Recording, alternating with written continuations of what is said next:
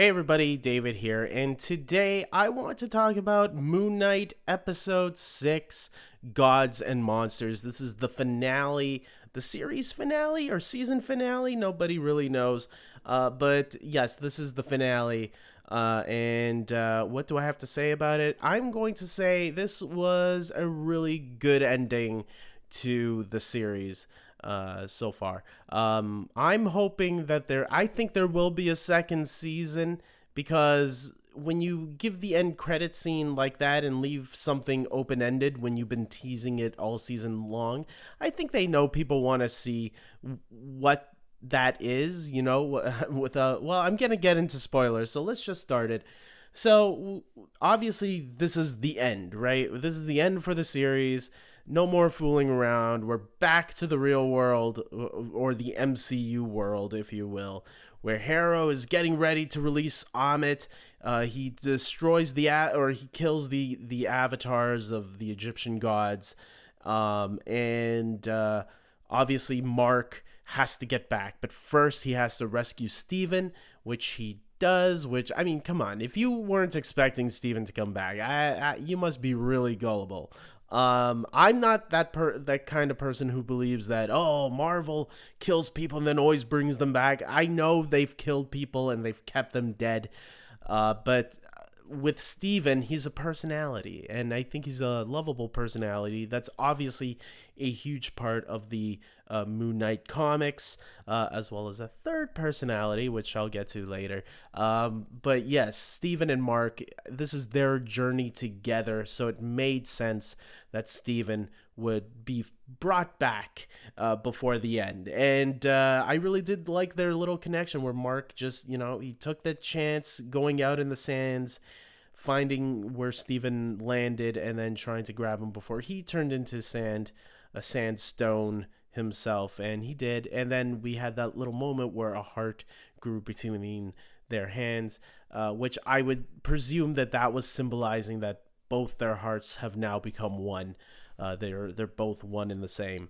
And I thought that was really cool, especially when they got out and they were able to go and fight Harrow, Arthur Harrow, because they kept flipping back and forth, and it was so cool seeing Oscar Isaac not just switching the personalities, but even when they were in costume and started flipping back and forth, even while talking to Khonshu, I thought was really cool and a lot of fun. Oscar Isaac, man, he knocks it out of the park throughout this entire series, and it will be a crime if he does not get nominated for Best Actor in a limited series. I guess that's what they're labeling this as. So I'll be sad if that doesn't happen. I think it will be the worst mistake the Emmys will have ever made. Should he win? I mean, I think he should, but I'll be honest, I don't watch every television show that's on TV because that's too much to keep up with. But yeah, I thought that was all cool. Seeing Mark and Steven and how Oscar Isaac just flipped back and forth between all those two roles, and even in the fight was really cool. Khonshu, we finally got Khonshu back. He's been missing for what, 2-3 episodes already, so it was nice to have him back and working together with Mark and Steven. I thought that was really cool. But the coolest to me, might surprise some people, I thought Layla getting superpowers was freaking awesome. That was, to me, like, oh wow, because I don't know if that's part of the comics. And then when she gets into the costume, because the hippo goddess used her as her avatar, that was really cool to me. So that leads into a theory on how I think they are gonna do a Moon Knight season 2. I don't think it will be season 2 Moon Knight officially.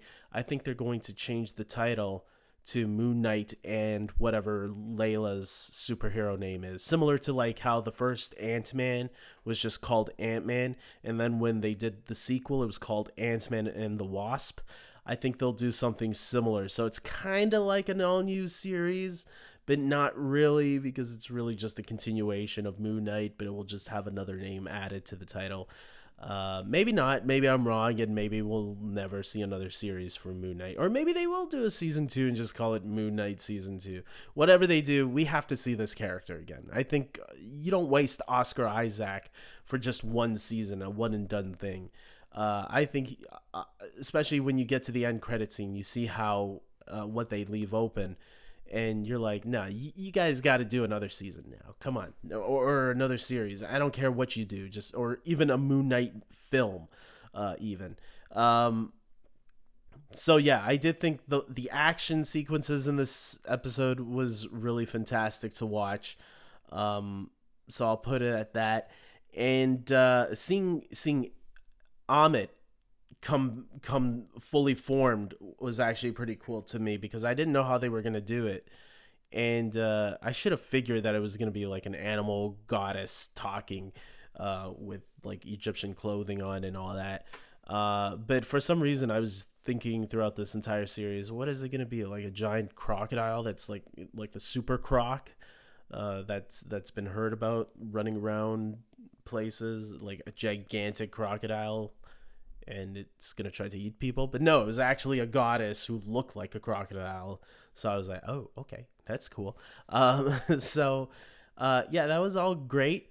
I guess I will get to the end credit scene.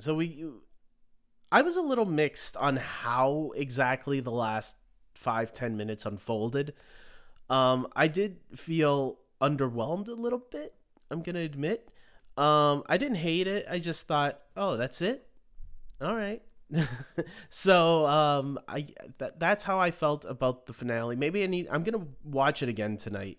But right now, if I were to say how I felt, that's how I felt. I was like, oh, that felt a little underwhelming.